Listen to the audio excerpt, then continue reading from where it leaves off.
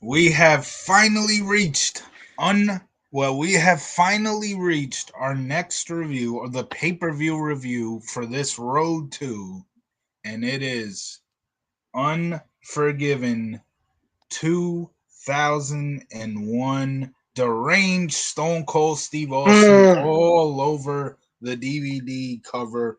The greatest of battles are fought from within, and yeah, really good cover there. Tro, what do you think? What do you think about the Unforgiven 2001 cover, DVD cover, and how you doing? I should say. I see left. I know I'm over here. I know they made my head a graphic. The fuck? That doesn't look like me, does it? Ah, the voices are telling me it was an inside job. Oh boy! I've been talking to So, that William Regal guy. who we will see on this show. Uh, we kick off the fucking pay per view with a match. Can you believe it's no set? No, I'm kidding. Oh my I'm god! kidding. Frank? This show should have opened up with a 20-minute promo of Austin and they should have opened with a 6-man tag. Actually, let's put Taz, Al Snow, and maybe some other guys in the back who haven't done anything in a minute. It's got to be WWE versus Alliance, so it would be like Al Snow. Team WWE would be Al Snow. Uh, Team What about Head? WCW. What team is Head on? Maybe Head killed Moppy. Oh, conspiracy theorists. Oh, There's that only would. room for one pet. There's only room for one prop in this company. Well, there you go. My head made Austin throw the gold medals off the Yeah. bridge. No. Al Snow's busy doing Tough Enough and regretting it. Do it the way I want it done. Come on, Maven. Do the dropkick, damn it. No. Hey guys, Maven here. This guy really wants me to do the dropkick. I ain't gonna. So the show kicks off not with a 6-man tag, but it wouldn't have surprised me the way they built this show up. But it starts off with a 4-way elimination match for the WWE tag titles. Remember that because both the WWE and WCW tag titles are defended on this show. The Dudley Boys, who are your WWE champions, after getting a very easy victory over the Brothers of Destruction, who were too busy worried, fearing for their lives when it Squashed came. their asses. Oh yeah, fearing for their lives because of Chronic. The Dudleys are taking on Big Show and Spike Dudley, Hurricane and Lance Storm, which means Ivory is ringside, and obviously she looked amazing as usual. And the Hardys. I believe the Dudleys got the win, right? Yeah, Dudleys got the win, Yeah. so they retained. Uh, Opening match, I thought it was okay. I would give it about 3 stars. What do you think of the opening 4-way elimination match for Good. the? It's a good Yeah, way to start off to kick off get the crowd a little hot. Oh, here comes the Dudleys, the Hardys. Freaking what it was freaking Spike Dudley Spike and Dudley and Big Show, and then yeah, Hurricane and that Lance. that that wonderful. Have we seen how much of the Big Show have we seen? Actually, Other Big Show's been somewhat in the build. Remember, he had like a one-on-one match with Hurricane early into oh, the build to this. I I'm guess surprised when, they're not doing. I'm not surprised they're not doing Big Show versus Hurricane. Apparently, that's all it takes. but no, Lance Storm did a run-in in that match, so that counts Oh towards yeah, building up the 4-way elimination here. Um, so moving on from that, we see RVD arriving to the building. He is stopped by Stephanie McMahon. Stephanie McMahon is in this segment. It's obviously a 10 out of 10. But Steph offers to help RVD later tonight in her match against Jericho for the hardcore title. Van Dam respectfully declines. So, because he respectfully declines, we will not kick him out of the alliance and jump him. He's yeah. okay. He respectfully He declines the offer. But then he says, to Stephanie, do you think do you think we can find a dressing room that is big enough for someone of my stature? And Stephanie essentially says, well, I highly doubt that is even possible. So, and then right after that, we have Michael Cole in the front row talking to Kurt Angle's family. Gosh, I wonder Oh who's winning the God. main event tonight. I wonder who's winning the main event tonight. He's an Olympic gold medalist. The biggest tragedy in the United States history just It's happened. post 9/11. He's in front of his. Now, to be fair, interviewing your family in the front row is not always a victory because remember they interviewed freaking Davy Boy Smith's family Oh, yeah. at One Night Only, and Shawn Michaels beat him. And it was like, oh, my sister's sick, but she decided to come to the show anyways. So yeah, Cole pretty much interviews the whole Angle family, and they just talk about why they believe that Kurt Angle is going to win the title tonight. And obviously, the mother says, "Well, the tragedy of 9/11 just happened. Obviously, my son is an Olympic gold medalist, so you guys are obviously going to put the belts on him." People complain. People complain about the woman from AEW that was like, "You guys know who's going to win or lose," but look at Kurt Angle's mom, literally giving it all away. She's like, well, obviously Steve Williams, also known as Stone Cold Steve Austin, will put my son Kurt Angle over tonight in the middle of this scripted match tonight, which will go about 23 minutes or so. But we see a goddamn Eric. We see Eric Angle in there. Undertaker comes out. Yeah, Undertaker comes out. I'm gonna fucking kick your ass, boy. I literally watching.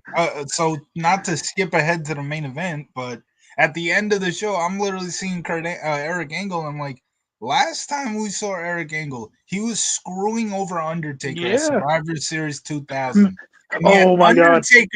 Undertaker is a part of the big celebration with Eric Angle and everybody else. He choke slammed. This is for last year, motherfucker.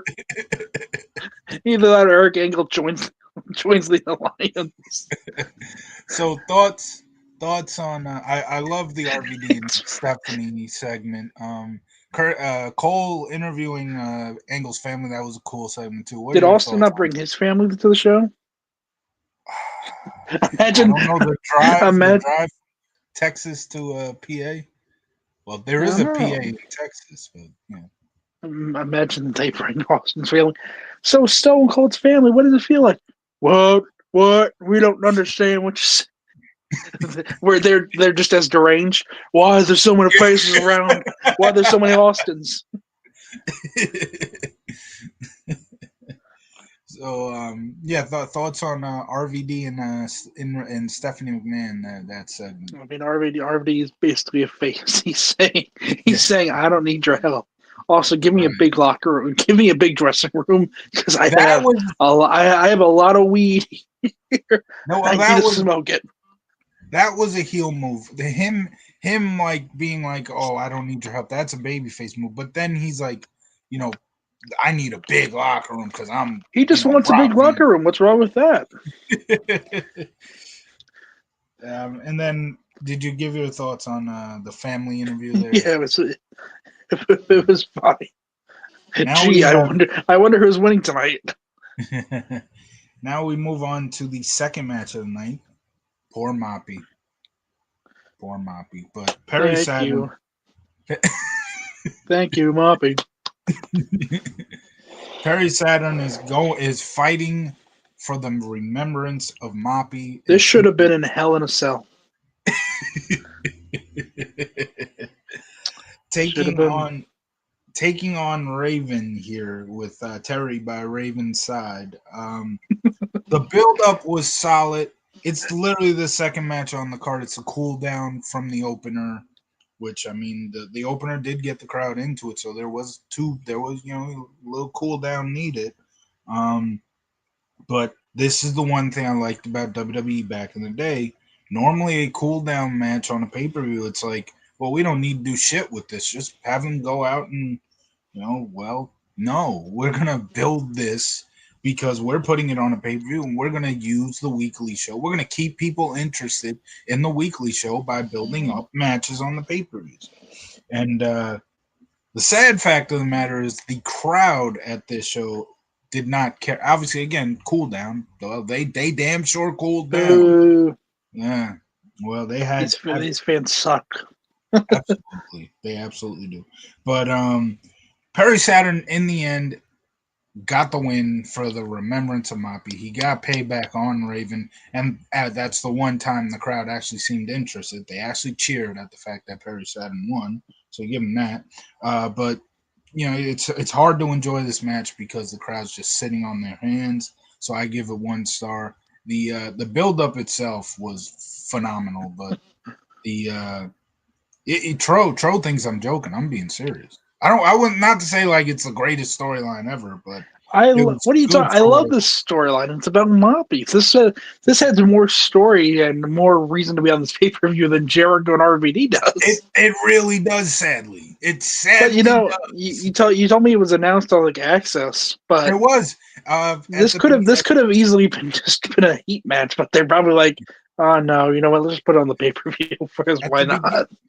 At the beginning, when Perry Saturn was coming out, JR was like, this match was announced last night on Axis, one of the Forgotten shows, the Forgotten Beast, one of the Forgotten Beast shows. But like not even a BC at that point. Like I said to you when I was watching the show, I was like, this match was announced on Axis and still got much more build up than RVD and Chris Jericho. Yep.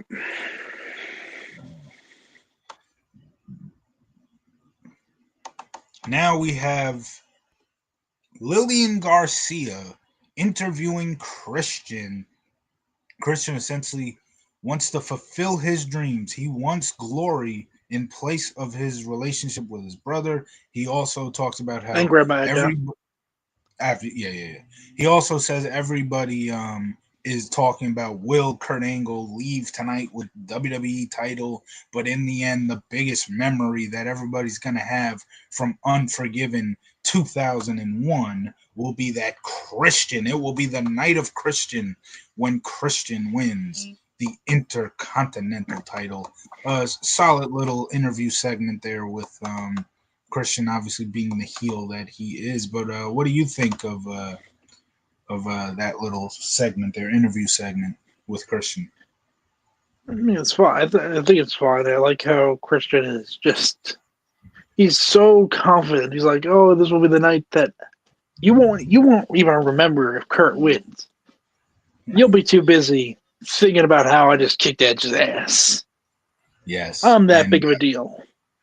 And that is obviously Christian being a great heel there. Yeah. And that's where we get to the Intercontinental title match, Edge versus Christian, the big breakup between the former brothers.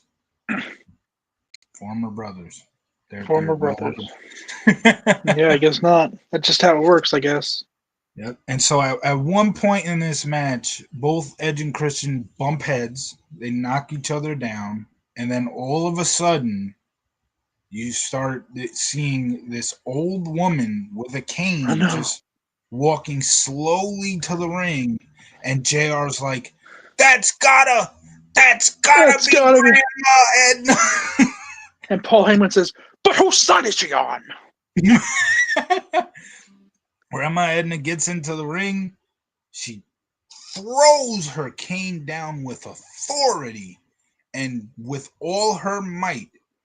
As Edge is getting up, Christian's getting up, Grandma Edna's setting up for the spear, looking like she's going to screw Christian over again. But that is when she hits Edge with the spear. Christian gets the 1, 2, 3. Grandma Edna, the biggest heel going into Unforgiven, turns her back on Edge and immediately takes a cell phone out of her pocket, dials it. It's Christian's cell phone. Christian's cell phone rings. He picks it up. says hi, Like a, Grandma Edna, and they have a 30-minute conversation right in the middle of the ring. the confetti falls, and we go off the air. So now the show, now 0 to 10. What's your rating? Here's the next row twos we're doing. See ya. That obviously is not how this Yeah. match went down. But Christian does win. He is the new Intercontinental Champion. The match itself was okay. Nothing too special. 2.5 stars in my opinion. The No Mercy match, which the ladder match was much more better. The build up to this was solid. The match it's very much like Perry Saturn and Raven. Build up solid. Match not as solid. Match was good, Yeah. but Perry Saturn and Raven wasn't too good. But yeah. So what are your thoughts on Christian being the new Intercontinental Champion? It's bizarre. It's kind of like Matt and Jeff Hardy. For whatever reason, Edge and Christian, when they're fighting each other, don't have a lot of good chemistry. They're better. They're better in the promo department against each other than they are in the actual match department. Maybe it's because we kind of hyped this match up a little too much. For the Grandma thing. Yeah, it'd be a little hard to live up to those expectations. But I thought it was fun for a good first the feeling out kind of match. Yeah. The like I said, the ladder match was much better. Yeah. Now backstage, Undertaker and Kane interviewed by Jonathan Coachman, and this was young Jonathan Coachman, and at the time, backstage, the front office was not too excited about Coach's work. So, and Undertaker felt like he needed to pump Coach up because of that, because it's like Undertaker liked Coach. So as the segment's beginning and Coach is like setting up the interview, Undertaker's like, "Yeah, come on, Coach, yeah."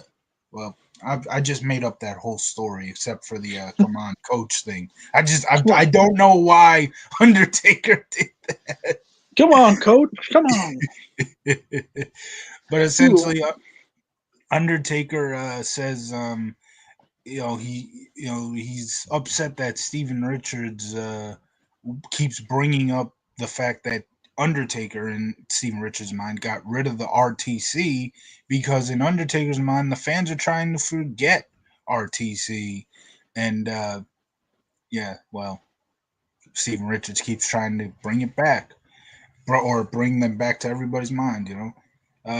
It's typical pre-match, just like with Christian, a typical pre-match promo backstage there from Undertaker and Kane. I don't even think Kane said anything, so it was really just Undertaker. But what are your thoughts on Undertaker saying that everybody's trying to forget the RTC and Steven Richards? Taker's like, man, no, ain't nobody want to remember the RTC.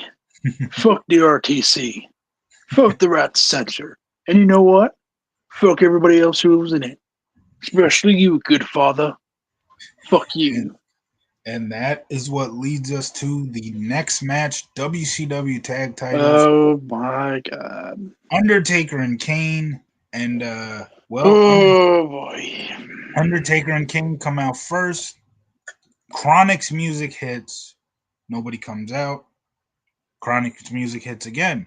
Nobody comes out. They cut backstage. Chronic is knocked out backstage. And, then all of a sudden, a big red circle with a line across it shows up on the Titantron. And it's one Penta. of the most... Anyway, one of the most annoying theme songs of all time plays, and Val Venus and the and the Good Father come out, and it's Undertaker and Kane versus Right to Censor for the tag team titles. But then no, they're knocked out backstage, and it's X Factor that comes out. They were building Undertaker and Kane. Yes. But then even the craziest thing happens. The Blue Meanie and Nova attack X Factor. Steven Richards gets back up, takes off his suit, And Oh it's no, the BWO. But then you think that's even crazier. They get the gorilla position, and Kevin Nash and Scott Hall attack them. And now it's going to be the NWO who are now making their debut out of nowhere. Hall I and thought they Nash. were. I thought they were sitting on those Time Warner contracts. No, that's all just a myth. This is when they come out. And Hulk Hogan, oh my God, Hogan comes out. He takes another tombstone. He says, "Oh, you got me, brother. You got me." And then it all just ends. Well, there you go. There you go. Well, what There you really go. happened? What really happened is the moment when Chronic's theme music hit. Chronic came out. And this was your tag team Oh God. title match, and all I can say is the crowd had absolutely no interest. This was just like Perry Saturn and Moppy, Perry Saturn and Raven. The crowd had absolutely no interest in it. Taker and Kane retain.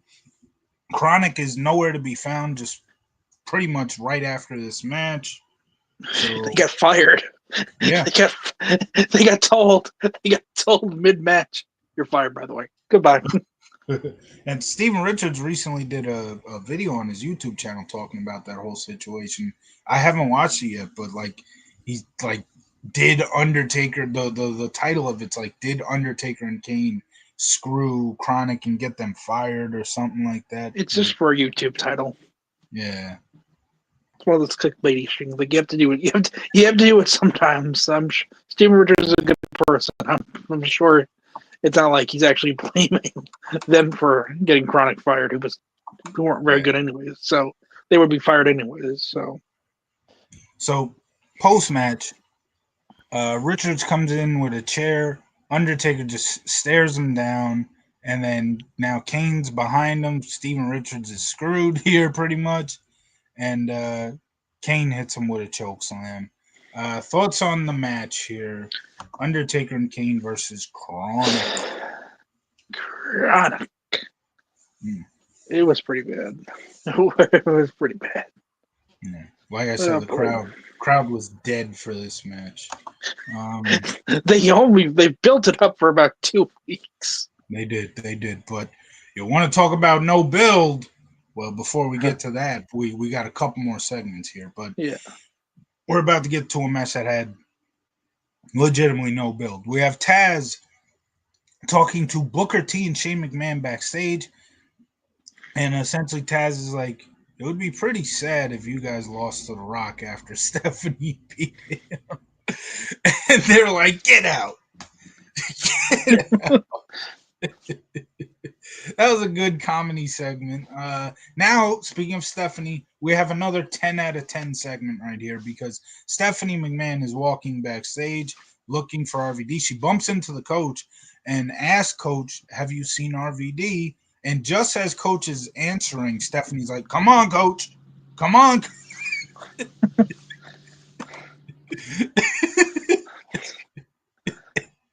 poor Coach. He's a fucking NBC at this point.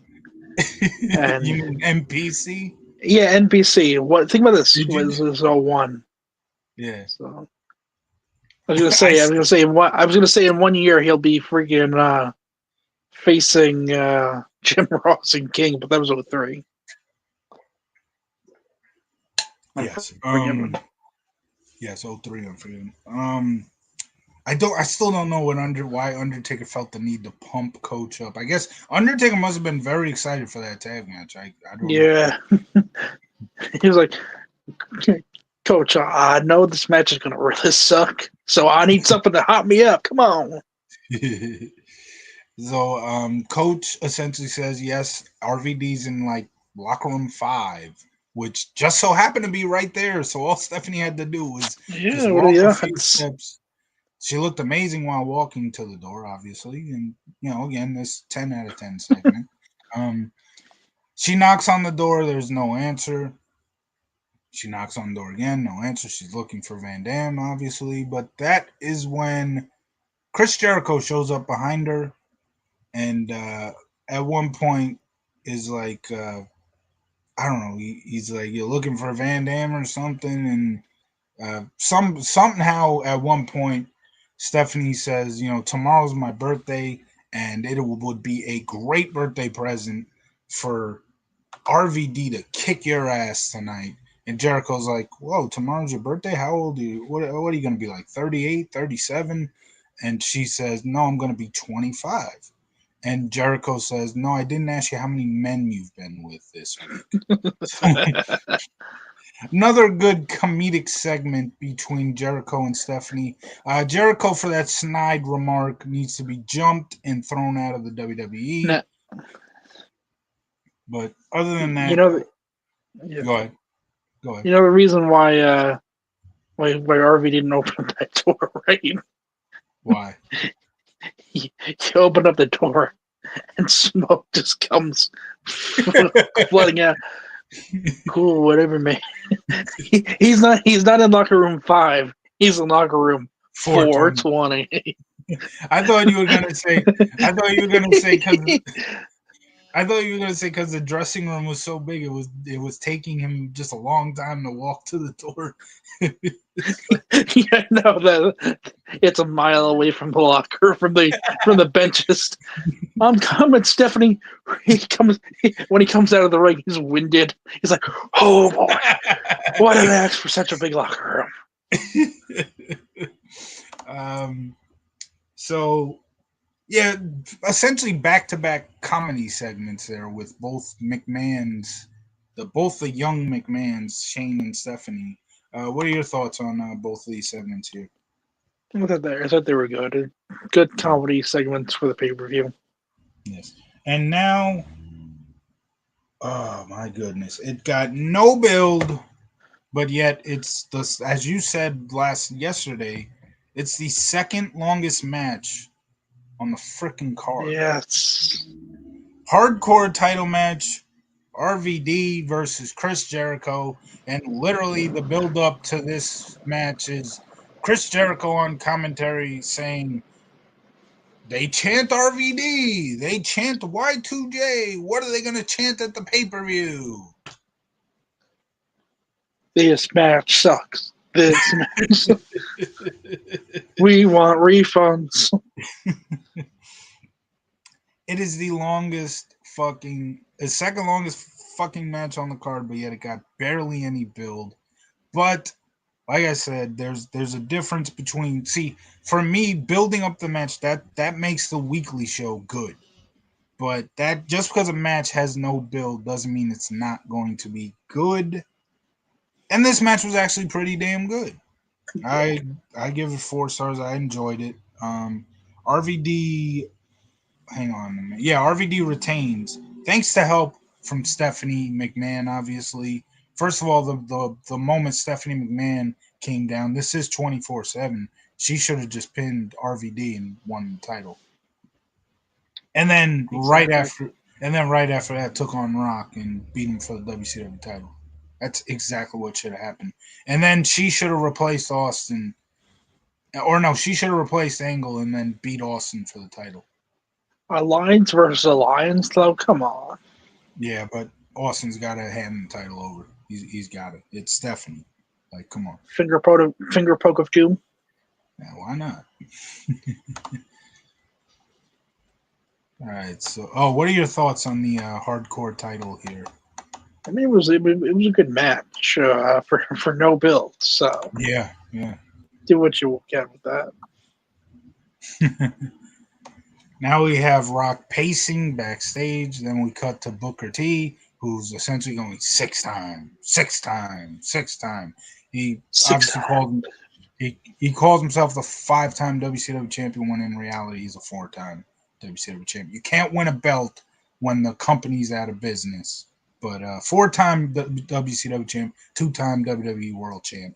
And had he have won this match, he would have been a 3-time WWE World champion. But obviously they're calling it the... Go ahead. I know he always goes like... He's always in that trance where he's like, 5 times. Now, if he had won his 6th title here, he'd have like 6 times, 6 times, 6 times. That's essentially what he was doing in this segment. Well, first he counted, and then he like 6 times. So 7 times. 7 times. He gets him 10, 10, 10, 10. what happens if he gets to 11? Puts a foot up. No. He's like 11, 11, 11, 11, 11 times. So Shane McMahon comes in, and this is all happening in the dressing room, just like the same, pretty much same dressing room that the Taz segment just a few moments ago happened. And Shane McMahon's like, look, whether it's me or you, it don't matter. We have to bring the title back to the alliance. So it doesn't matter who pins Rock, or makes him submit, I guess. It doesn't matter who gets the victory over Rock. All that matters is getting the WCW title back in the alliance. Booker T agrees, but he walks out of the shot, and you see Shane McMahon kind of pumping himself up, and he's like, one time. One time. Now this takes place in Pittsburgh. Is it the Igloo or is it just like a random ass arena? Mellon Arena. Mellon Arena.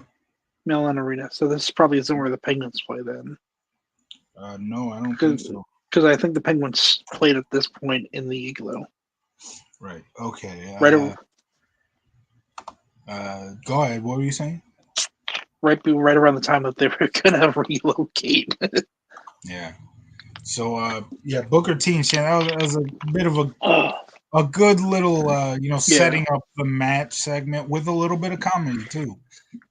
What are your thoughts on that one? One time. That's all I gotta say. One time. So that takes us to a handicap match for the WCW title: Rock versus Booker T and Shane McMahon. And I enjoyed this match. I would probably say this match was better than the hardcore match, but this match actually got some build. But I pretty much give it the same rating, both 4 stars. But fun match. Rock retains. He was able to battle off 2 men in Booker T and Shane McMahon, but also fight off Test, who did a run in here. So Rock retains. WCW title stays in the with the WWE. What are your thoughts on this match? I thought it was fine. I mean, the build been decent. Yeah, but I think it was pretty obvious that in the end The Rock was going to win. Right.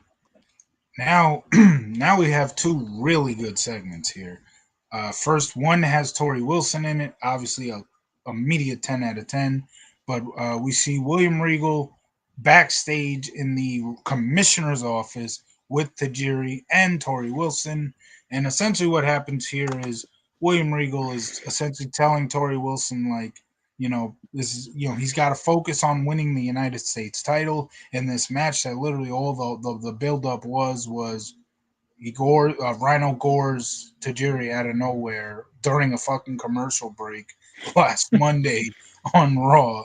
But so Regal's telling him, like, telling her, he's got to get ready for this match. He's got to focus on winning the title. You can't be by his side tonight.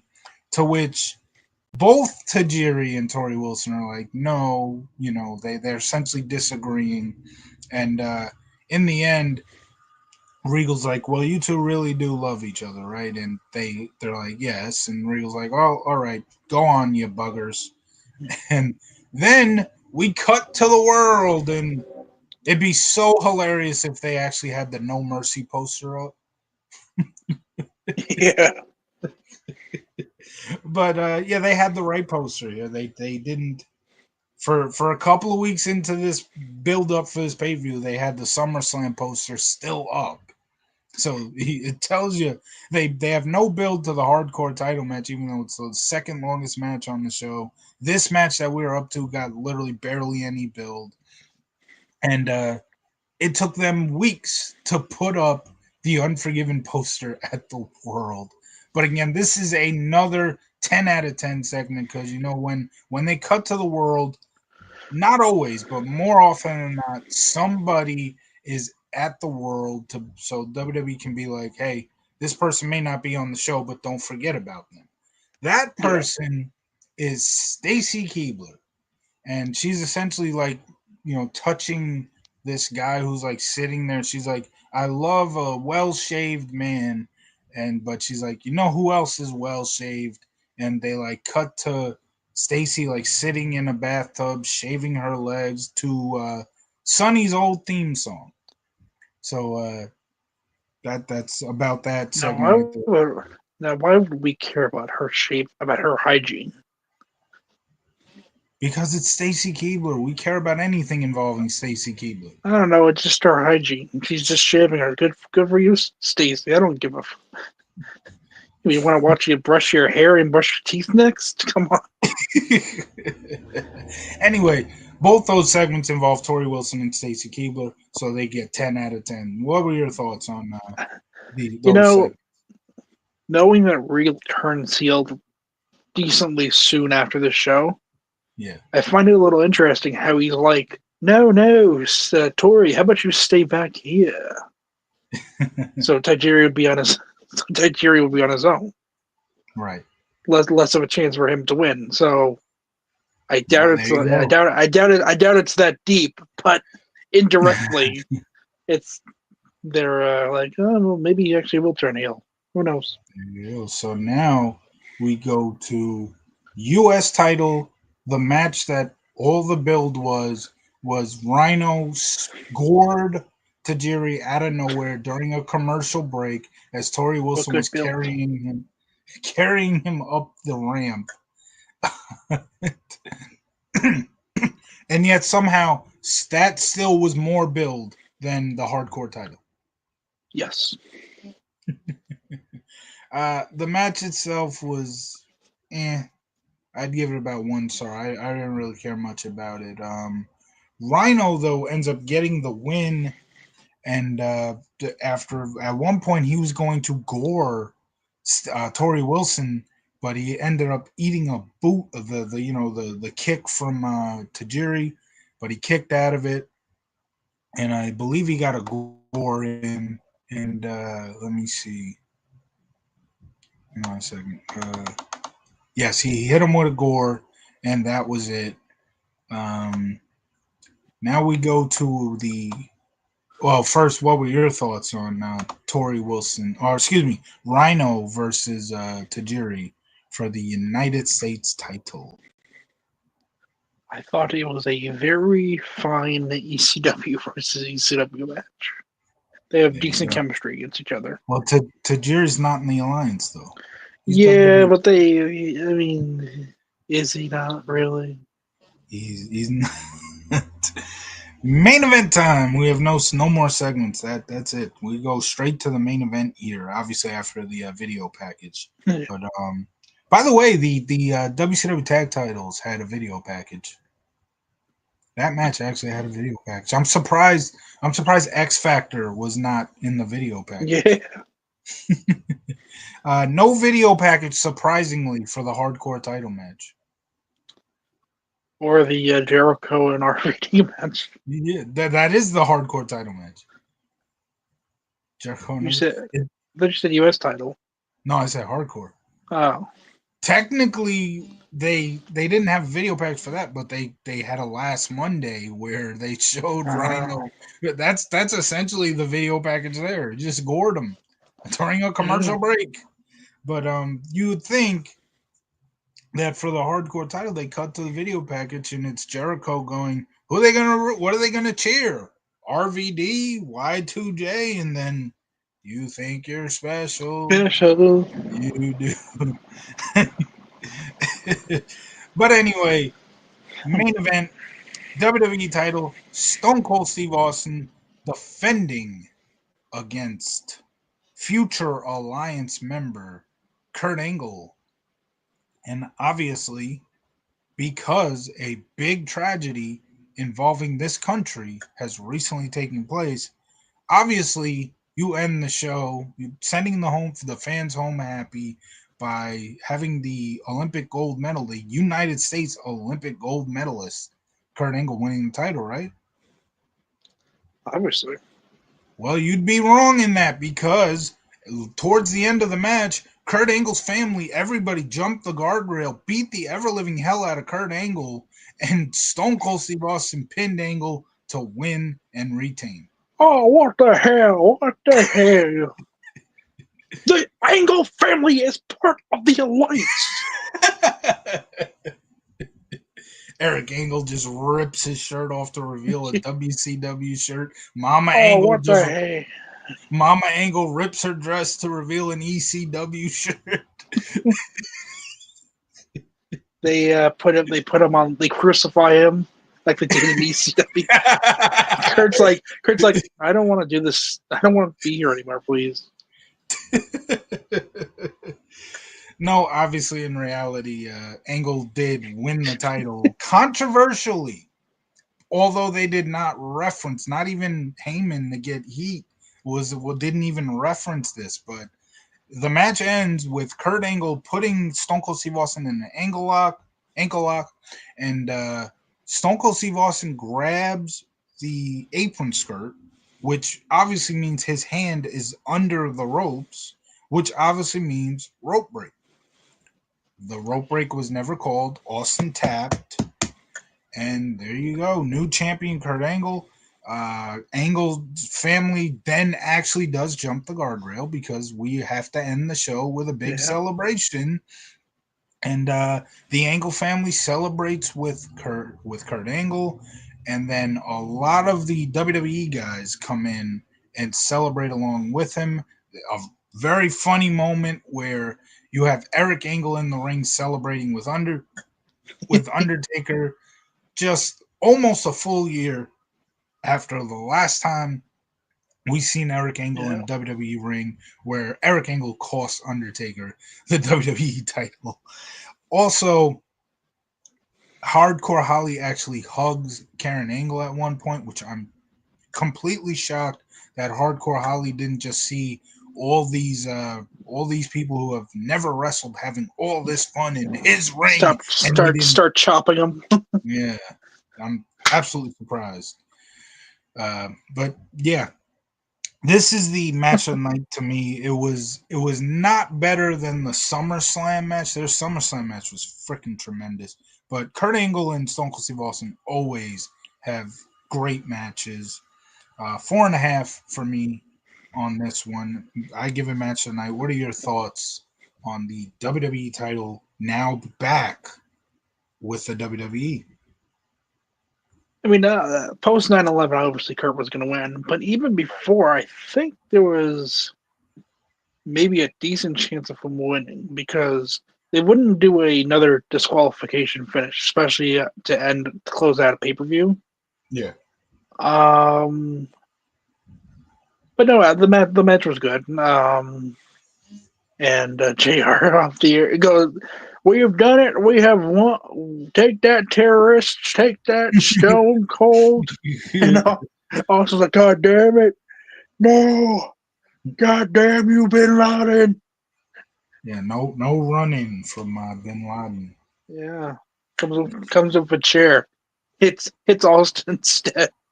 They actually, the crowd just pops for Bin Laden right then and there. He's actually a good guy. That was all He's like, that was actually all CG. Oh my god, CGI. Oh my god. 2001 CGI. Yeah, so overall rating out of 10 for Unforgiven 01, I'm gonna go 7.5 out of 10. I feel like the undercard was very weak, but the main events made up for it. So not a strong rating, but it was a good show. You know, just essentially a decent rating, 7.5 out of 10. Tro, you going 4 out of 10, 5 out of 10? What are you giving this show? Well, Chronic and Undertaker hurt the pay-per-view. A lot of the undercard did not deliver, but I had fun watching it. So I'm going to do something unprecedented. I'm going to give this an 8 out of 10. Wow. Outdo you, motherfucker, who loves this area. Wow. Suck it, suck it, suck it, suck it, suck it. I do love this era, but I also feel I that love it. I love it more than you, I guess. this wasn't one of the stronger pay-per-views. You need to watch more of the 2001 pay-per-views. That's all I'm gonna say. No, Now but we've peaked. we finally the no new show announcements rule is out the window because we have finally gotten through the road to WrestleMania 15 and the road to Unforgiven 01. So it is time. We have no shows scheduled, so it is time to bring in our next two road twos. For me, this is a very, very special show for me because it is the first pay-per-view that I ever got on home video. I have this on both VHS and DVD because the first time I got it was on VHS. And obviously I wanted the DVD, although like about 10 years later I got DVD. But I watched this show a lot as a kid and I love this show, so it's very special to me. Our next road to will be Icon versus Champion at Backlash 2002. One man's journey to stand alone. Hulk Hogan versus Triple H for the undisputed title. Tag titles, Billy and Chuck versus Al Snow and Maven. Even Maven has a match. Chris Jericho. Even Maven. Number one contenders match: Stone Cold Steve Austin versus The Undertaker. Intercontinental title: RVD versus Eddie Guerrero. Frog Splash versus Frog Splash. They had D'Lo Brown was nowhere to be reached, so they couldn't make this a triple threat. Edge versus Kurt Angle. The next big thing makes his pay-per-view debut, which may be the actual reason why this was my first choice. I mean, we're talking about like late 02. So like, this wasn't the most recent release, but the only reason why I can think that young me picked this as my first home video is because it legitimately says on the back of the set, next big thing makes his pay-per-view debut. I was a huge Brock Lesnar fan as a kid. Brock Lesnar takes on Jeff Hardy in his pay-per-view debut. Women's Championship, Jazz versus Trish Stratus. Bradshaw takes on the late, great Scott Hall. And we open the show. Well, this is only a few months after Unforgiven. So Tajiri and Tori Wilson are still together. And we open the show with a cruiserweight title match. Billy Kidman taking on Tajiri with Tori Wilson. That is your next road to. We will be going over every show leading up to Backlash into Backlash 02. And we have not gone over any of those shows, so we won't be skipping anything.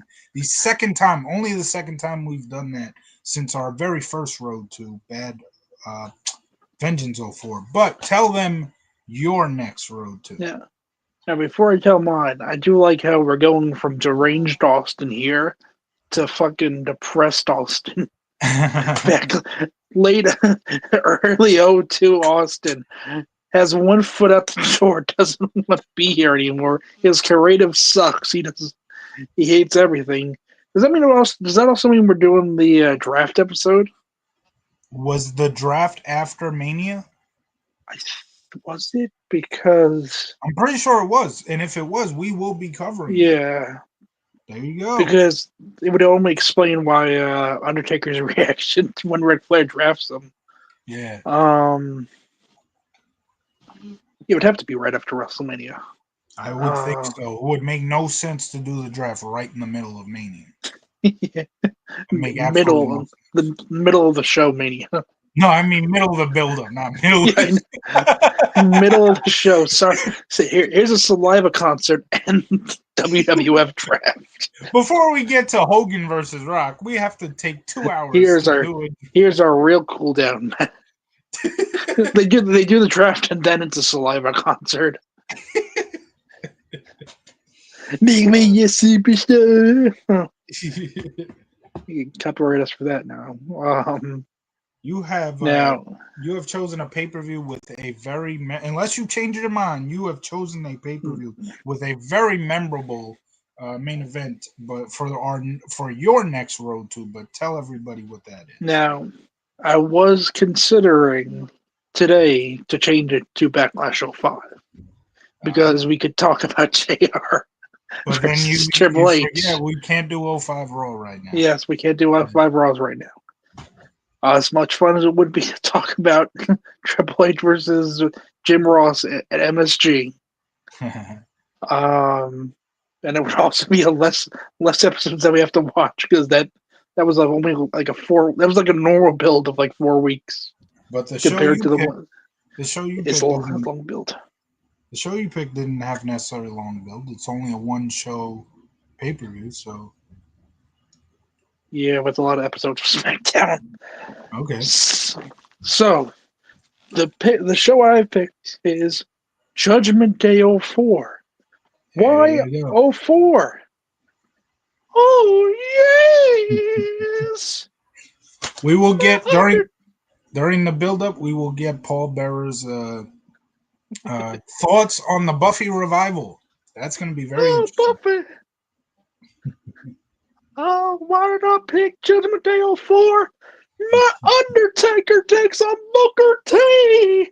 And don't forget Mordecai versus Scotty 2 Ooh, that main event. Um, Ooh, what a bloodbath. JBL versus Eddie Guerrero. of all Oh, yes. of all three DVDs that I've shown during the filming of this live stream, how can you not go with this cover? This cover is tremendous. Yeah. Judgment Day '04. You have WWE Championship Eddie Guerrero versus JBL and No Mercy '01 rematch. We are not going straight into No God. Mercy. We are not going straight into No Mercy off of Unforgiven, but we will cover a rematch of No Mercy '01. Undertaker versus Booker T. We have two up and coming youngsters battling it out for the United States title. One guy goes Oh, on to God. be the guy. The other goes on to sadly be just wasted Bond v. potential, Bond. at least in terms of WWE. Well, But well, this was during his singles run yeah, post La Resistance, where yeah. he wasn't liked in Raw. So And I think he'll be liked here. we haven't really done any shows involving La Resistance in a while, but every time we do, I say it, I love La Resistance. And I enjoyed this here. This was a solid match. John Cena. I hope we get to see Fifi. Yeah, Fifi was on the show. John Cena defending against Rene Dupree. We have no, this is regular tag match. Rob Van Dam and Rey Mysterio versus the Dudley Boys. Oh boy. Now we have tag match. A very underrated tag team. Good comedy tag team. Rico and Charlie Haas defending against Billy Gunn and the Hardcore Holly. Extremely random opponents, but a Yeah. very good comedic tag team. Rico and Charlie Haas, but their opponents here, Billy Gunn and Hardcore Holly, doesn't get any random than that. Cruiserweight title, Jacqueline defending against Chavo Guerrero. And as you mentioned, Mordecai makes his pay-per-view debut, taking on Yes. Scotty Tuhati. And we have Tori Wilson, absolute 10 out of 10 here. Tori Wilson, and she is taking on Dawn Marie.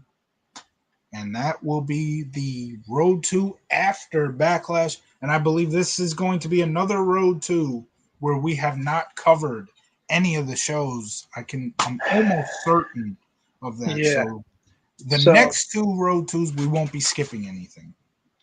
No, and for my road to, it's funny enough, we're both picking post WrestleMania episodes. That's true. Because my build includes the fallout of Paul Heyman quitting on that Raw.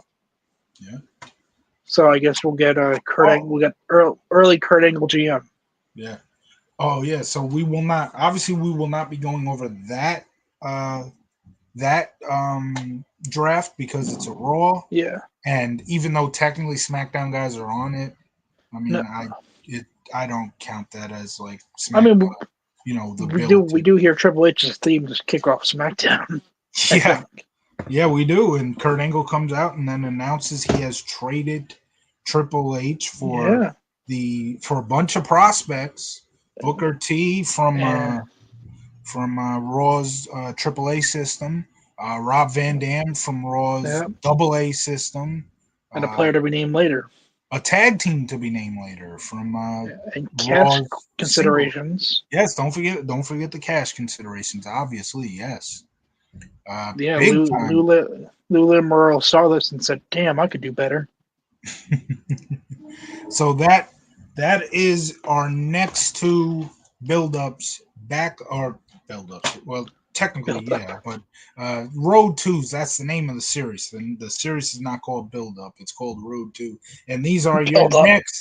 your next two Road 2s. We will not be skipping over a single episode. We have not covered anything involving these two pay-per-views. So every Raw and SmackDown for this show right here, every SmackDown for this show. There's no national tragedies during any of the No, events of our build up of no our tragedy. shows. No, I think. no tragedies except for the fact that let's see. Well, I don't think Stacy Keibler was ever on this show, so that's a bit of a tragedy. No Stephanie McMahon on Backlash Show 2 either. Yeah, At least we you got you Triple.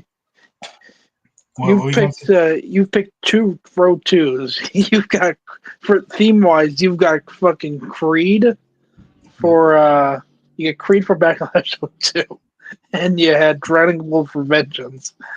I've now had Unforgiven, which is just the generic WWE theme, and Judgment Day, another generic WWE theme. I told you how to fix that. Bad Blood 03, Road to Bad Blood I am 03. not I am not watching Kevin Nash in the year 2003. That It's bad enough I have to watch Scott Hall in the year 2002, right before he gets fired for being on a plane drunk. I will say the Scott Hall match wasn't all that great against Bradshaw, but that Hell in a Cell, you will not get me to hate on that Hell in a Cell. That Hell in a Cell was very underrated. So yeah. By the way, Backlash Show 2, first ever home video release to have the WWE logo on it, and it is also the last ever of the 12 pay-per-views, the last one to ever have the WWF logo. The reason why I say the 12 pay-per-views, you mentioned the plane ride from hell.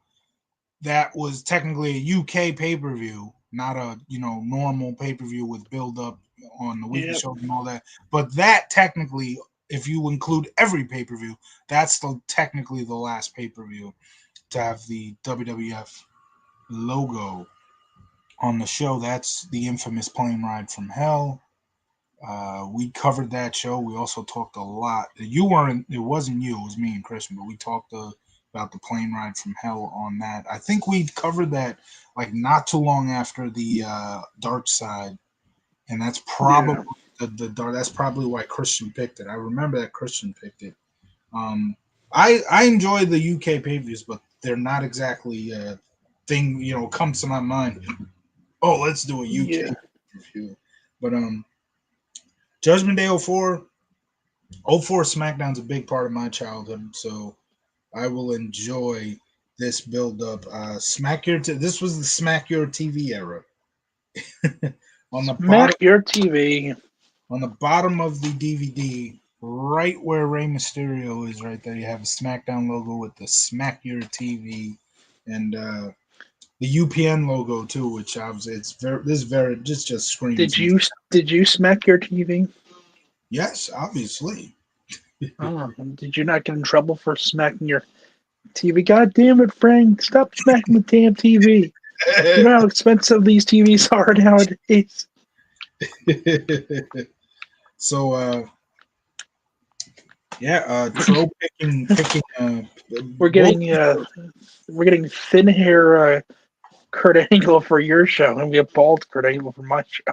Yeah, both of these shows are special for me because I became a big Eddie Guerrero fan after watching him win the title at No Way Out. That was my first pay per view. So the Eddie Guerrero JBL storyline will always have a place in my heart. So we're gonna go through the first part of that storyline, not the Great American Bash part, but we'll be going over the first part of that. That's the main event for this show. So I'm very interested in that. This means that the next show that we will cover is the night after WrestleMania 18, which is kind of funny because obviously during the build up to Unforgiven 01, they had the Raw in Toronto where they promoted the same day there was the Yes. conference for WrestleMania 17 or 18, and this is the night after WrestleMania 18, so that's pretty funny. We're not we skipped a lot of months, but we're still essentially it's still essentially the same company here with just a few new names. Obviously, Ric Flair debuted right after the Invasion England. Billy Kidman's now in the picture. NWO's obviously in the picture. Uh, Billy and Chuck were part of it. Maven's in the picture now. Hey guys, Maven here. I got on the paper. I got on the backlash card, and freaking Chris Jericho, who was in the main event of WrestleMania, did not. Billy Kidman has a match. Even Maven has a match. Yeah, we'll go over that little segment there. He goes from not being on the card to a Hell in a Cell match on the next show. Yeah. It's Poor funny. Tim White. We're going Backlash to Judgment Day, but we're just two different. We're stretching it over 2 years. I think I already know what show you're picking after Backlash, so we're just keep on going down that line. Are you inferring that I would pick Bad Blood 03, the road to Bad Blood I 03? swear to God, if you pick Bad Blood 03, and I have to fucking watch 2003 Kevin Nash Listen, and watch that fucking Hell in a Cell match where they added Mick Foley for no good reason. listen, I legitimately got a like on Instagram from Trap yesterday in a comment where I referred to Bad Blood 03 having Headstrong as the theme song. Yeah, it was a good theme. Doesn't mean it's a good show. It was a good show. Good themes do not equal good shows. But I have not even thought like seriously into what I will pick after we go over the road to Judgment Day. Obviously, it took literally a couple of minutes, but once again, the announcing future shows is once again locked down. We will not be doing that until we get to Judgment Day 04, the actual pay-per-view itself. Because now we have once again, just like when we announced the road to WrestleMania 15, and then you said the road to Unforgiven 01, we had like a good 20, maybe even 30 to 40 shows that we had to get to. So, Yeah. and we're once again in that situation where it's at least got to be like 20 shows. So, no more announcements. Is the build really? Is it really that long? between WrestleMania and freaking Backlash 02? I thought I had the longer build. Backlash 02, we're going over Raws and SmackDowns. Well, yeah, I didn't think it would be that many episodes.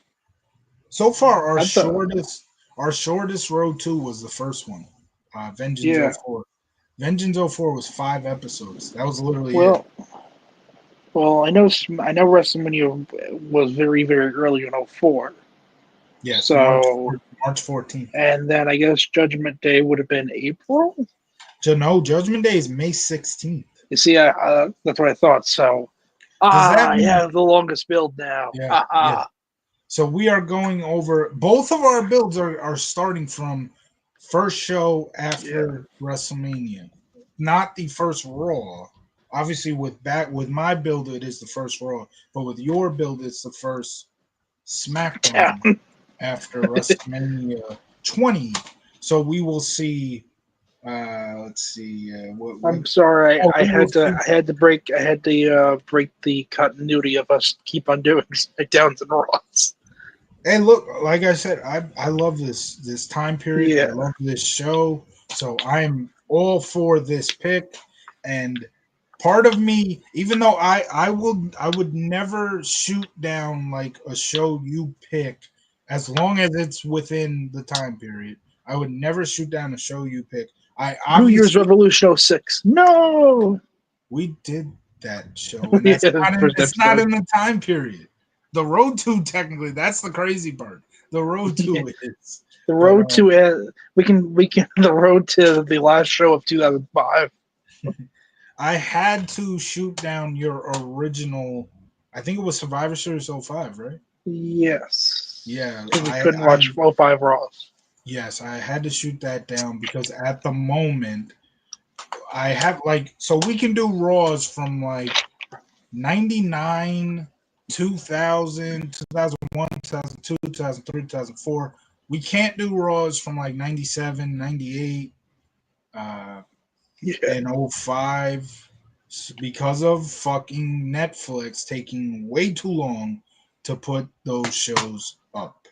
yeah. So So spoiler for whatever I pick after Judgment Day. It'll probably be another SmackDown show. that's fine. SmackDown. It could be Raw '04. I'm just saying. Yeah. Raw You '03. can't make. You're Raw not gonna '03 make me could be watch Bad Blood '04 Raws, please. '04. What's wrong with '04 Raw? Give me '04 SmackDown, thank you. I'm not gonna argue that. I'm not gonna argue that. I'm glad we actually agree on that. I thought you'd be one of the guys that would say SmackDown 04. A lot of SmackDown '04 gets a lot of hate. Raw '04 gets a lot of love. I love both. I thought you would be one of those guys that would actually hate SmackDown '04. So I love it.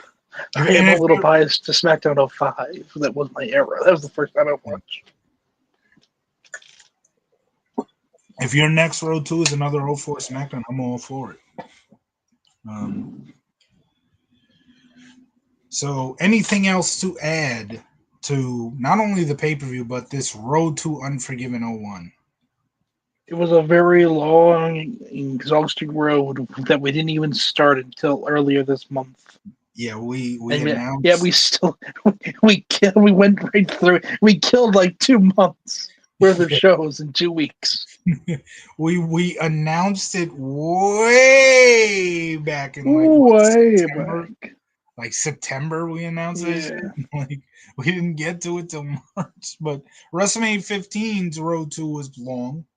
We yeah. literally did two pay per views on that road to. We had reviewed Royal Rumble '99 a couple of years ago, so we skipped over that. We skipped over two shows on that road to, Yeah. but we also threw in a show with Halftime Heat And the Rage Party and the Rage Party. Yes, the Rage Party reaction. We got to get to a reaction with the soon. freaking the Cherry Poppin' Daddies.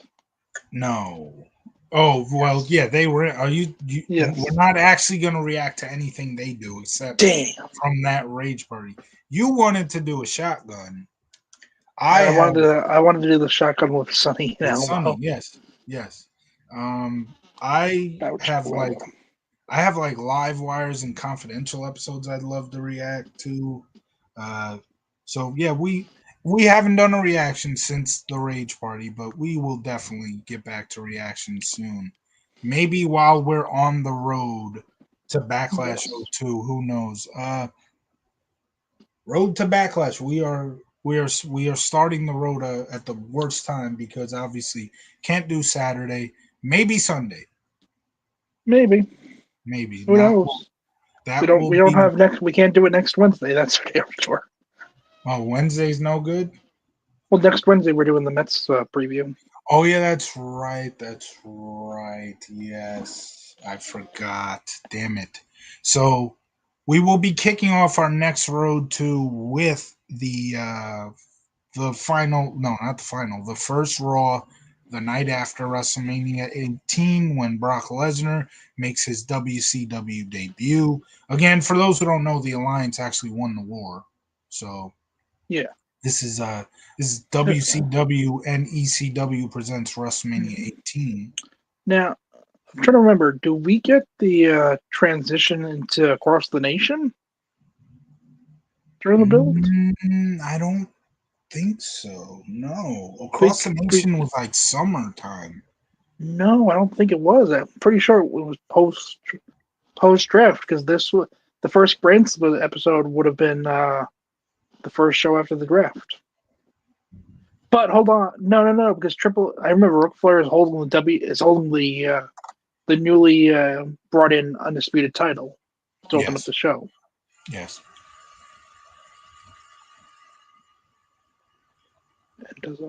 And Austin stuns Ric Flair with the Across the Nation set. Yeah. I don't know. But I'm pretty sure I know this. The set comes in a couple of months before the actual theme. I'm pretty sure of that. I don't know. Well, we'll find out. We'll find out. Do we get Thorn in the Eye or Do we we get transition? the drugs? That's that song is my childhood. I will not accept any making fun of I that like theme it. song. Yeah, it's my favorite Raw theme song ever. Mm. So we might be transitioning into Across the Nation, but I tell you what, we will be doing after Judgment Day 04. We will be transitioning to Headstrong.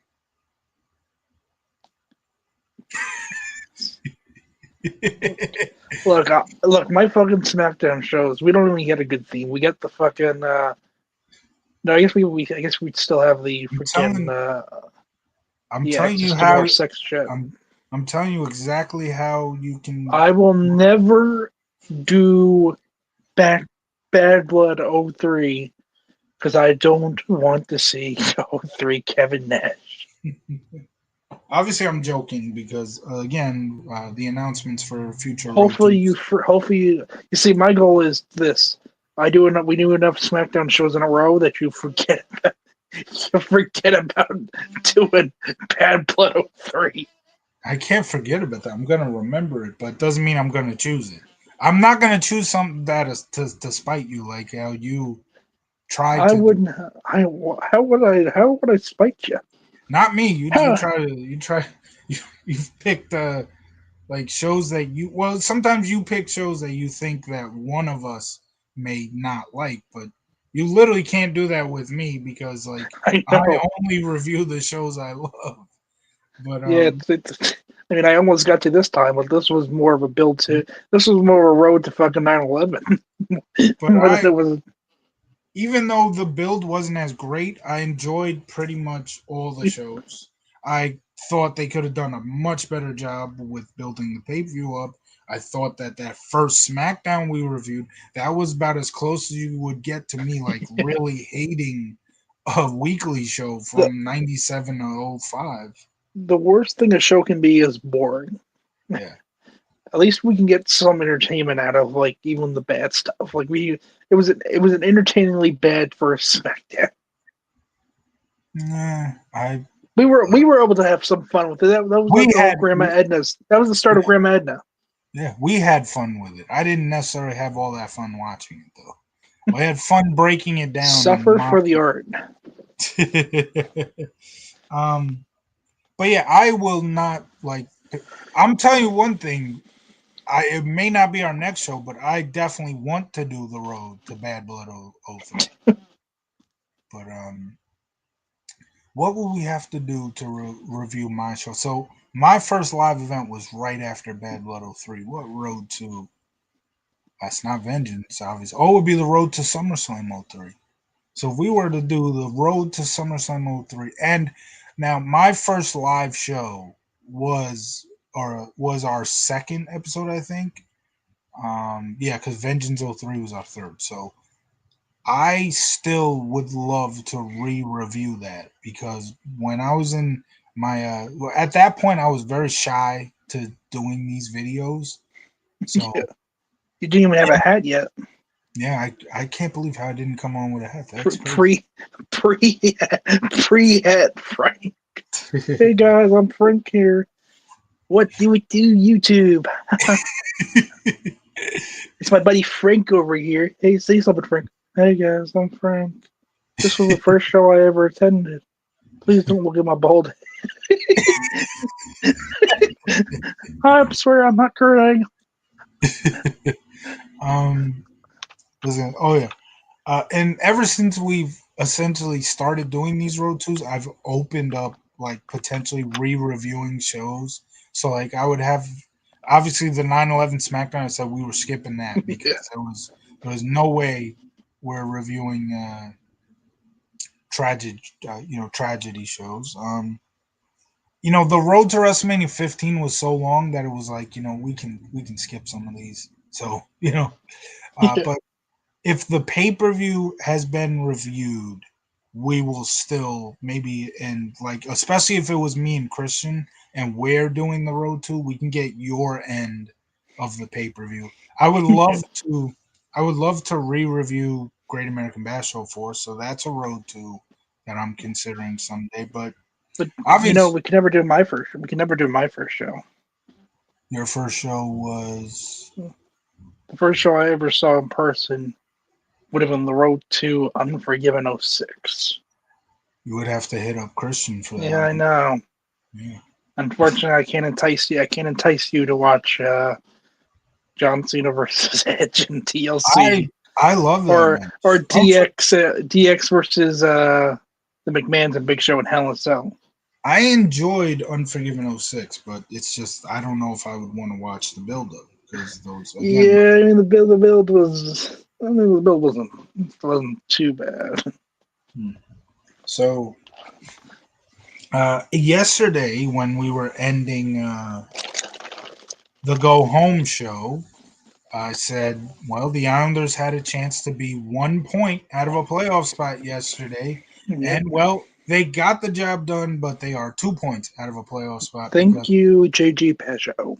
yeah, JG Pagio screwed up a little, and then was it? Just a little. Just give the puck over right to the Well, Canadian player.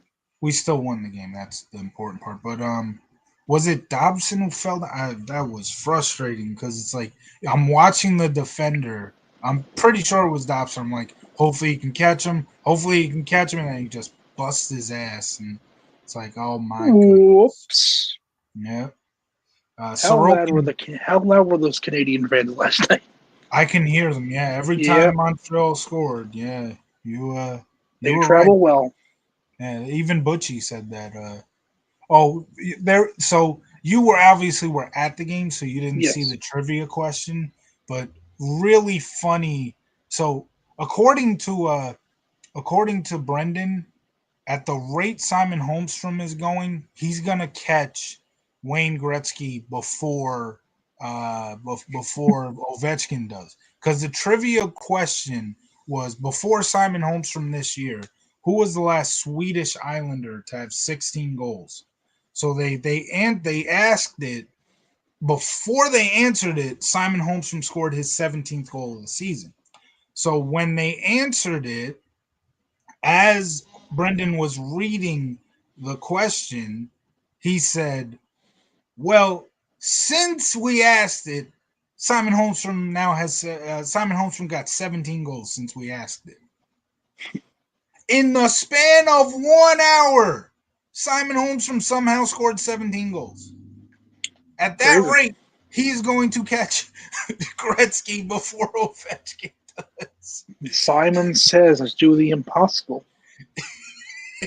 Now, look, I knew yesterday's game was going to be special because we scored 2 power play goals. I'm like, what Yeah, the fuck? We scored first too. I'm like, yeah. guys, you're not supposed to score first. This isn't how this whole thing works. We're supposed to be shit on the power play and shit on the special teams. It was Duclair, and it was an Yeah. assist from Anders Lee, the 500th point of the captain's career. There's your Yep. milestone that you got to be in person for. Oh yeah. Okay. Yeah, the one you want to be in person for does not happen at UBS Arena, at least. So not against Hopefully us. it does. No, I cannot believe Yep. you want this to happen. But April 6th. Come on, baby. no. Um, Oh, we. Oh, we. Oh, we. no. Do you Grade 8. want to do you gritty? I say grade 8. Oh, grade 8. I was about to say. No showing love to that horrible mascot, but yeah.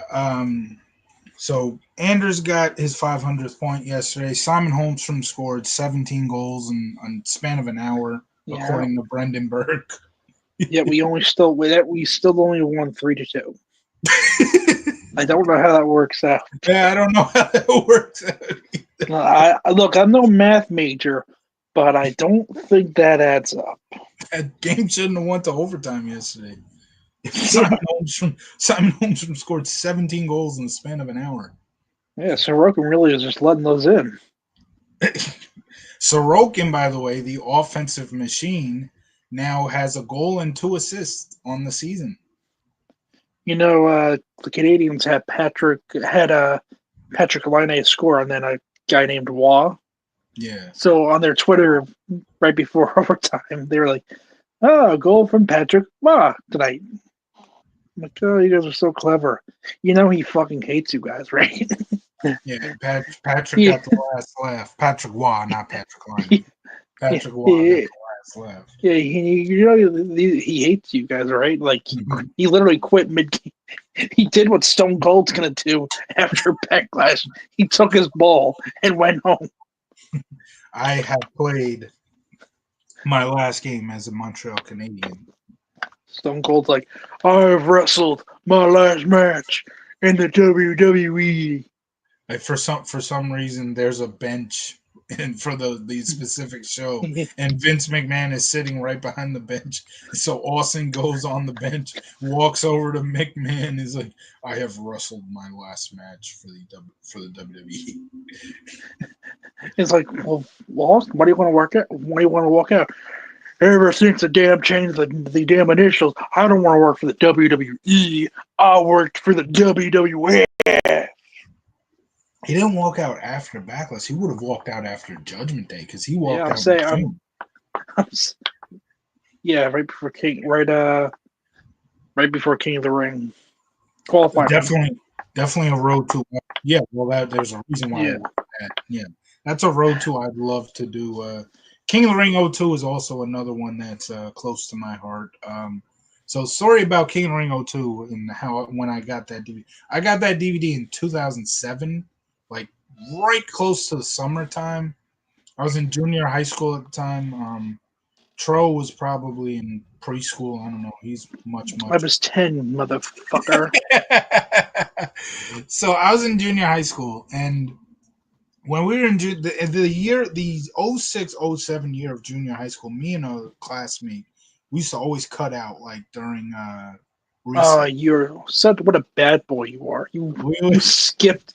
What a badass. You in no, no, middle no, school. no, You're like, no, no, no, no. haha. We didn't just skip recess. We cut out during recess and skip the rest of the day. We would always do that every once in a while. We would because like What a badass. obviously the gates open, we're outside, it's recess, so we would just dip out and just chill for the rest of the Oh school day. my god. And one day, about probably like literally right after I got the King of the Ring '02 DVD, they had and this was actually, so I don't know how much you remember of the '07 Mets because you were 10 years old, but there is a Mets classic on SNY that they show a lot where Delgado hits a walk-off homer against Armando Benitez after Benitez balks like 2 times. So this would be that day, literally that day. Um, we both cut out, and all of a sudden, obviously they know we're doing this because like even one of the recess, I don't think it's a teacher, but it's like one of the people that watches us at recess, I guess a teacher's aide, I guess maybe, is coming up to me like every day. It's like, you need to stop. You need to stop. And I'm just being essentially like a heel. I'm like, I don't know what you're talking about. We don't cut out. Like, what are you talking about? What a little shit you are.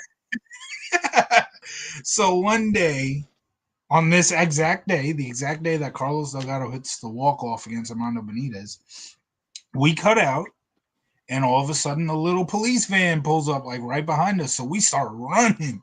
It's the big boss man. No. So the police van picks us up, and when we decide, like, yeah, we're done running, we're obviously not going to outrun a van.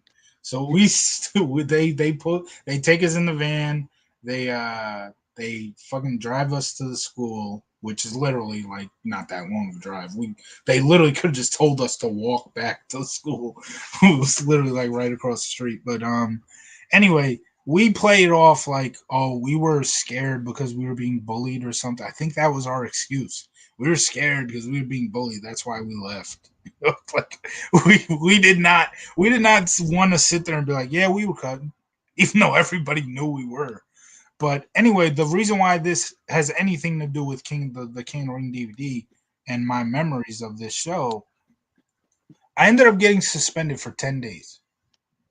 During those 10 days, and it's like you're literally giving me what and I don't know if I can say the same for the classmate, but I'm sure you're literally giving us what we wanted. I can't believe this whole time I've been talking to a criminal. So we get to stay at home for 10 days, and like, oh, I'm like, oh yeah, whoop-de-doo. What? I'm sad now. I can't go to school. But what I did essentially during those 10 days, I remember playing SmackDown Shut Your Mouth a lot, but also I watched King of the Ring 02. I probably watched it multiple times because at this time I didn't have like a lot of DVDs. So it's like this is a new show for me and I'm in the mood to watch it. I probably watched it 2 times possibly during those 10 days. And I loved the show. I still love it to this day. Although, the main event wasn't all that strong, but it was still a fine show. So that's definitely a future road to that we will do someday. The very underrated King of the Ring 2002 show. Do you have like some shows that like from your Criminal. childhood? Do you have shows from your childhood that have, for whatever reason, uh, that type of effect on you? That nostalgia, reminds you of your childhood. Um, You were in maybe preschool. yeah, fuck you. Fuck you, Frank. Fuck you. I was in middle school in 2007. He was in preschool. Yeah, fuck you. Um, I guess WrestleMania 23 because I was really hyped up for that. Yeah. Now So, I yeah. was in special ed, so even if I tried to, yeah, fuck you. So even if I tried to escape, my dumbass would probably just wander right back into the school. Or they just let me because they didn't give a fuck about the special ed kids at schools. This is literally almost pretty much the same time, around the same time. Like, Yeah, obviously it would be May for me, but WrestleMania was April. It was yeah. at that point we probably were cutting out a couple of times during I was too holidays. shy. I was such a shy little boy, and I liked wrestling, and I thought wrestling was real. What a fucking mistake that was! Being bullied every fucking day. Wrestling's not real. Yes, it is. Wrestling's not real. Yes, it is. Wrestling's not real. Yes, it is. I never had that. Oh, I never had that problem, thankfully. oh yeah, and no kids in special ed, and because they always treated us differently. They were like, Right, "Ooh, yeah. don't let the special ed kid touch you. You'll you'll catch the stupid." Right, yeah. It's like, "Ooh, I'm gonna cut you." No.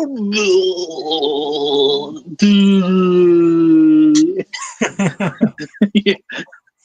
It's like, yeah, no, don't catch our disease, Frank. We're contagious. Ooh. So when I became a wrestling fan, I would have been in public school, like the school right before middle school. Yeah. Um, The good old and Belarus educational system, catching Frank. there was one student in our class that was like a really big wrestling fan, and it wasn't because of him, but I just happened to at the same time, as I've told the story many times, Thanksgiving 2002, I just sat down, watched SmackDown, and became a fan. Literally, the next time I went to school, I can't remember if I'm pretty sure we were off on the next day, but I don't even know. But the next time I went to school, I went up straight to him and was like, "Hey, I like wrestling now." And I'm like, "Did you watch Survivor Series?" Because that's obviously that they talked a lot about Survivor Yeah. Series on that show because it was the last pay per view, and like we essentially became friends. And I started to have like a whole friend group where it's like a lot of us were fans. And the funny thing was, because I could not watch Raw for most of that time, I'd be coming up every Tuesday morning like, guys, did you see Raw? What happened on Raw? Blah blah blah. And then June 23rd, 2003 happens, and I actually go to my first live Raw event. And the Yeah. next day, they were all coming up to me like, "What happened on Raw?" Well, it was like the one day they all came up to me. You know, it's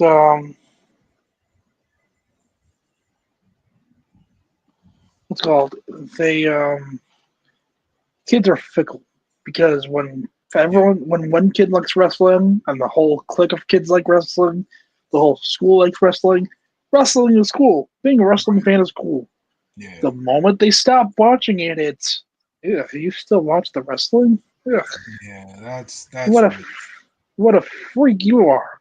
Yeah, that's weird. But sadly, Even even now, it's like it's it's like in the movie Incredibles. Once the once the supers went into hiding, it's like no one should know you're a superhero. Now that wrestling's not popular, it's like where are these wrestling fans now? They're among you. It's like and when you know there's another wrestling fan on like on the street, it's just like that little like yes, yeah, I am a wrestling fan. Yes, brother.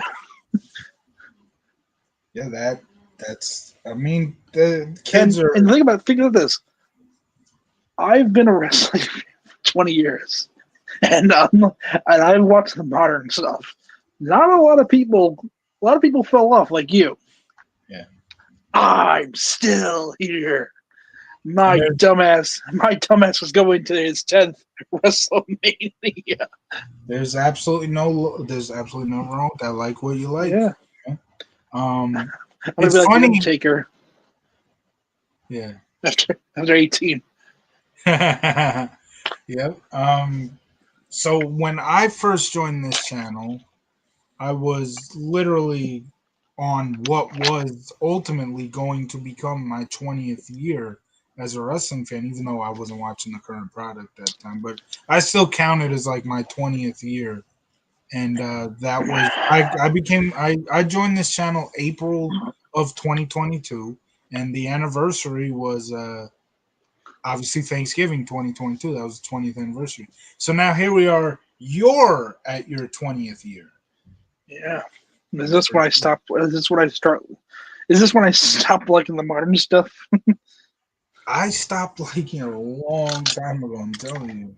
Yeah, but to be fair, you stopped watching during a bad era, I think. So I it's kind stopped of like what I consequences of like it was just bad shows. I originally stopped watching in 2017, late 2017. Came Yeah, that back was in a good era. 2020. Uh, That's a rough obviously, era to come back. yeah, the crowd obviously left not too long. I Yeah, first watched Royal Rumble, and I literally went from Royal Rumble to Royal Rumble. I watched Royal Rumble 2020. Was so happy that Edge returned, and then I kept watching, and it sucked that obviously we had no crowds anymore, and those shows were, they were trying to do stuff storyline wise, yeah. which kept me interested. They had what's the name of the group again? I don't even remember. It's been that long. That destroyed stuff. Yeah, and was They like Muhammad or Ali, whatever his name is, it was was retribution. Retribution. Yes, Yeah, they it was pretty they bad. they were doing some decent stuff with that group at points, but it was never all that interesting. And then just like Royal Rumble 2021 happens, and it's like You know what?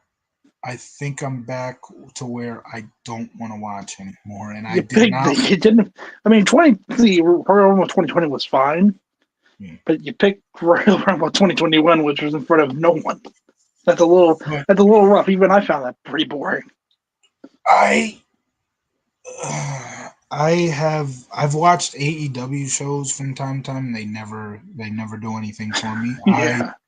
I tried to watch, I think it was the first show after Triple H took over, and I'm like, they're still doing the same shit where they're not really building anything, and it's just too many matches, bunch of 30 to 10 to 15 minute, 20-minute matches all over the show. It was pretty cool that they were doing something for Rey Mysterio. It was like a big anniversary. I guess it was 20th Yeah. anniversary. Had to be for Mysterio, and one of his buddies, I don't know who it was because obviously they had like friends there of his, but one of his Yeah. buddies had a DeGrom jersey on. That was like the only cool thing that was Yeah. like from that show. It was like, oh, that's awesome. Got a guy with a Met jersey on. But that's about all I enjoy. I didn't even finish the show. I was like, Yeah. not even enjoying this really. And I think that show was at the Garden. Hmm. But yeah, that's as much as I've given to the Triple H era. Although I did watch because I The at one Bloodline stuff. Some of the Bloodline stuff, well, right? I actually watched the Bloodline storyline when they Yeah. uploaded their first video where it's like everything up to this point. I was like, that was good, but it's not like everybody's saying this is like the greatest storyline ever. I It wouldn't was go pretty that good far. when it peaked. I wouldn't go that far. But and then people say, oh, this is better than NWO. Yeah, no. No. Um No, it was a good story though. My but what I opinion. but when yeah, it was okay. It was for what it was, yeah. In my Um opinion's law. so was it oh yeah, so what I was remember this is 2022, so I had just joined the channel, and when I joined the channel that's one of the reasons why I actually watched that episode, because like I want to get into the current day stuff so I can actually be a part of these reviews. And just one time I jumped in on two straight pay-per-view reviews, so I actually watched two pay-per-views as they were happening. And Hell in a Cell 2022, where Cody had that unbelievable arm issue. Bruise. Yeah, the crazy bruise, and then Money in the Bank. And I thought the shows were fine, but it just wasn't something where it's like, oh my gosh, I need to see what's going to happen on Raw. Yeah. You know, so that's the thing. That's why I've I know never. last year I tried to get you back on for at least the build to WrestleMania 40. Did you? I think I tried to tell you like at least watch the main event because I thought Austin was going to come out, but he Oh, didn't. Because I was telling you like, oh yeah, it's gonna be a big clusterfuck, but you might like it because Stone Cold's. I think I It's like remember. Yeah, it's trying to get one of your like old like one of your lapsed fans like, no, it'll be good. It'll be good. People from who you remember will come out, and everything will be great. I do remember. I did actually watch the Mania where Austin came back and faced Kevin Owens. Yeah, I I thought was that was I a. was there, son. I know 10 straight Manias. Not 10 straight. I wasn't in L.A. Wait, but you just said 10. Oh, so this is your 10th overall. Yes, I've Oh, okay. been I've been to 24, 25, 29, 33, 34, 35, 37, 38, 40, and this will be 41. I really enjoyed the Austin Kevin Owens match, and I Yeah. thought the show as a whole definitely felt better than most of the recent Manias of that time, especially the whole decade of 30 Manias. Even though 30 was itself was pretty damn good, but 32. 31 was pretty underrated from what I remember. I thought Rollins cashing in was a cool moment, and the triple threat Yeah. itself was good. The Even RKO out of before nowhere was pretty good too. that was crazy. Yeah, the before Rollins cashed in, Brock and Roman was pretty good. So I wouldn't hate 31. 32 was 32 was bad. super lackluster. No, 32 was pretty bad. 33 was I definitely like Brock. I was there, and I say, eh. I definitely like Brock and Goldberg though. Brock and Goldberg just tore it up that night. What happened in 34? Did I even see? 34 was in New Orleans. It would have been Brock and Roman again. All right, that was okay, but yeah, that was another lackluster. 35 was what was 35? Kofi Mania. But the main event would have been what was the main event that year? It was the woman. It was Becky Lynch, Charlotte versus Ronda. No, that was 32. No, that was 35. Oh, wait, what was there was a women's main event for 32 though, right? They crowned the first ever women's champion after they retired the stupid Divas title. It was Charlotte, Becky, and Sasha. Right. I'm pretty sure I've definitely seen both of those last two manias. I remember them being somewhat lackluster. What was the one with Batista and Triple H? 35. 35. Yeah, that was a good match, but the Kurt Angle, I think this Baron Corbin. No, not that one. Kurt Angle. This would have been like either the prior or the next 34. one. Yeah, Kurt Angle and Ronda versus Triple H and Stephanie. That was a fun match, but those two manias were pretty lackluster. Unfortunately, Ronda put her hands on Stephanie. Therefore, she should be banned from the alliance. Banned from WWE. She was never in the alliance. Banned from WWE. Yes, but first jumped. Yeah, of course. Taken out of the WWE. Yes. Sheesh. Which there's a couple of WrestleManias I haven't seen. You probably didn't see 36. 36 was the first one in the pandemic. No, I watched that one, and I wish I didn't. Because you didn't enjoy the Boneyard match? That was the Boneyard match was good, but everything else, it's like there's no crowd. Oh yeah, I mean, it was a little. That's not even their fault. It was a bit rough. It's not their fault because they obviously couldn't have crowd, but like people were like, fun match. Yeah, that was all right. But those were the two cinematic matches were okay. Like, but then there's like people were like, "Oh, that ladder match was so sick," and it's like a ladder match. I don't remember it. There was a ladder match. Yes, some type of ladder match. And it's like a ladder match with no crowd. Well, first of all, these guys are killing themselves in front of no audience.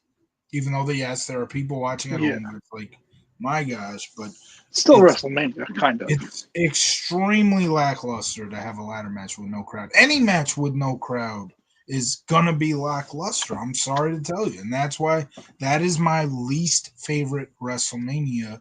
But with actual fairness, where there's an actual crowd, my least favorite WrestleMania would be 2, and I liked Hogan versus Bundy, but. Yeah, that has 3 crowds. Yeah, that was 3 crowds. Yeah, Hogan versus Bundy was great. Yeah, I'm a huge Hogan. Can't believe you would give the WrestleMania that had William the Refrigerator Perry in it. Obviously it gets bumped up. No. You said it was the worst. No, it's still the worst, but it gets bumped up a little bit because we have a member of the greatest defense of all time. Obviously, it's funny that he was at WrestleMania 2. 2 is something he never got to see. He never got to see 2 rings in his career. He's perma-banned. He's perma-banned. The Bears lose. But okay, so which one was Austin and Owens? 38. Okay, so that was good. So what was 37? 37 would have been that main event. What was that main event that year? I was at the show. That was the first 2-night main event. That was the first time they did 2 nights. Oh. So I thought the COVID year was 2 nights. Yeah, it was, but that was the first time that they did it with a crowd. That was what became permanent. Yeah. 37 would have been the first night. Would have been Bianca versus Sasha. Yeah, and then it would have been the second night would have been Roman versus Bryan versus Edge. Oh yeah, I definitely did not see that show. 36. Oh, was that the one where Joe was like outside in the rain? He had a raincoat on. Yeah, sports Yes, show. I did not see that one. Yeah, I That was definitely watched. great. They brought everybody back. First time they've been in front of a crowd in almost a year. Welcome to WrestleMania. Please evacuate. Please seek shelter. A thunderstorm is coming through.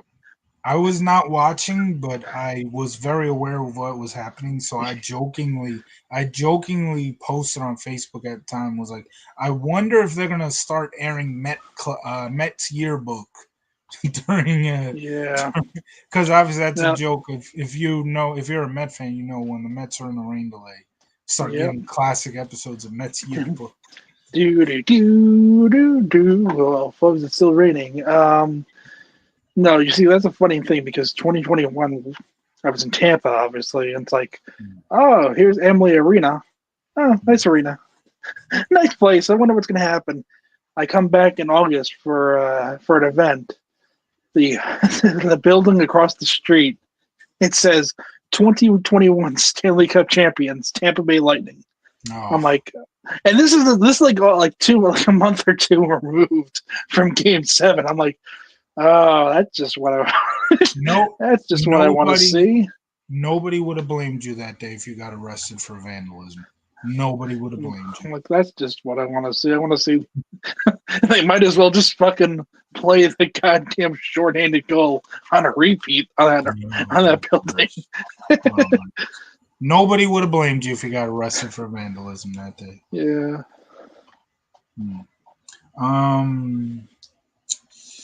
So pretty much, I think every Mania since the Austin Kevin Owens match, I have not seen. I'm almost That's certain. that's only 2 WrestleManias, so that's actually not too bad. It feels like a long time ago, but Yeah. it really isn't. But Will you be watching this year? What do you think? Well, obviously, yes. I mean, to be fair, if The Rock didn't bring it back last year, I don't think it's gonna. I don't think No Rock this year is gonna bring it back. No. Yeah, I will not. Although Austin might appear this year, they're in Vegas. He doesn't have to fly. Yeah, I know. They go back to like WrestleMania of last year where Rock is beating up Cody and there's like the truck has John Cena's face and Stone Cold's face on it. And like, oh, are they gonna be at next year's WrestleMania? So they've been saying this for like years now, and obviously we now know Cena will was be. Undertaker. Yeah, Cena will be, but Will Austin, I don't know. Oh man, that would be pretty nice. It's just Stone Cold come out and stun the Rock for one more time. Oh, I'm sure the crowd would go crazy for that. The crowd would have gone crazy last year. Yeah, it's just there's favorites, seeing favorites, and wanting the show to be written good and to where it's entertaining. That's the problem. You can put Stephanie McMahon on the show with Stacy Keibler and have them all stand in the ring. And like it's Stacy, Tori, Trish, and have them all stand in the ring. And it's like unless they're standing in the ring for 2 hours, maybe if it's a 2-hour show and they're standing in the ring for 2 hours, maybe I'd tune in, but there's not much you can do in terms of like having favorites on the show. It's like, can the show be written good? That's what I want. All right, promote. Okay, yes, coming up. So on Wednesday we have the Mets season preview. On April, the beginning of April, it's seeming like it's going to be a happy recap. But we will recap the Islanders month of March and month of April. No, month of March. No, you're starting to say month of April. Yeah. I think. No, I was. It's confusing because we do it in April. But yeah, and then as we announced about an hour ago, our next 2 Road 2s, starting our next show will obviously be the beginning of this Road 2 So that will be the night after WrestleMania 18. We will review our first ever on this channel, at least involving me. I don't know if Christian ever did one involving me and you. We will review our first ever draft because and it is the first ever draft, the Yeah. 2002 draft on Monday Night Raw. At least maybe a week, 2 weeks after WrestleMania. 2 weeks, I think. Yeah. Can't be a week because that'll be the next day. Obviously, they didn't do that. So yeah, that's what we got going on. Thank you to everybody who's watched. If you enjoyed it, please subscribe.